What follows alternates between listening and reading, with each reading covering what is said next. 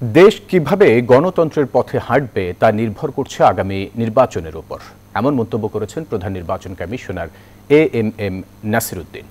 সকালে আনসার ও ভিডিপির নিরাপত্তা মহড়া এবং প্রশিক্ষণ কার্যক্রম পরিদর্শন শেষে এই কথা বলেন তিনি।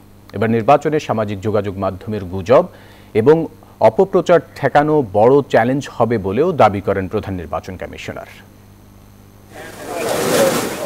চলছে ত্রয়োদশ জাতীয় সংসদ নির্বাচনের ভোট গ্রহণ। একটি কেন্দ্রের দৃশ্য এটি। আচমকাই ভোট কারচুপির অভিযোগ এনে কেন্দ্রে হানা দিয়েছে দুষ্কৃতকারীরা। এমন পরিস্থিতিতে প্রশিক্ষিত আনসার বাহিনীর কুইক রেসপন্স টিম তাদের আটক করে পরিস্থিতি নিয়ন্ত্রণে আনে। সোমবার রাজধানীর ভাটারায় ভোট কেন্দ্রের মহড়ায় উঠে এসেছে এমন দৃশ্য। দুর্ঘটনায় কিভাবে এই পরিস্থিতি মোকাবেলা করবেন আনসার সদস্যরা তা তুলে ধরা হয় সেখানে। এক্সট্রিম মশার কয়েল প্ল্যান্ট ফাইবার দিয়ে তৈরি, তাই সহজে ভাঙে না, সুগন্ধিযুক্ত ও নিরবিচ্ছিন্নভাবে জ্বলে। ডেঙ্গু, চিকুনগুনিয়া বাহি সহ যে কোনো মশার বিরুদ্ধে দেয় এক্সট্রিম সুরক্ষা।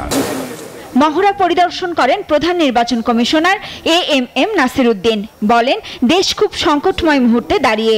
গণতন্ত্রের পথে দেশ কিভাবে হাঁটবে তা নির্ভর করছে আগামী নির্বাচনের উপর। আমরা জাতি হিসাবে, দেশ হিসাবে কোন দিকে যাব, গণতন্ত্রের পথে কিভাবে হাঁটবো, এই সব কিছু নির্ভর করছে আগামী নির্বাচনের উপর।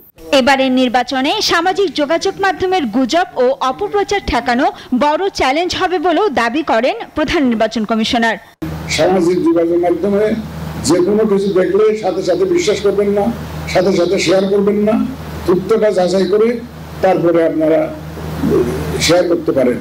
এবং আমরা এআই, আর্টিফিশিয়াল ইন্টেলিজেন্সের অপব্যবহারের অ্যাড্রেস করার জন্য আমরা একটা সেল খুলেছি। সিইসি বলেন, 16 নভেম্বর পোস্টাল ব্যালটের অ্যাপ লঞ্চ করা হবে।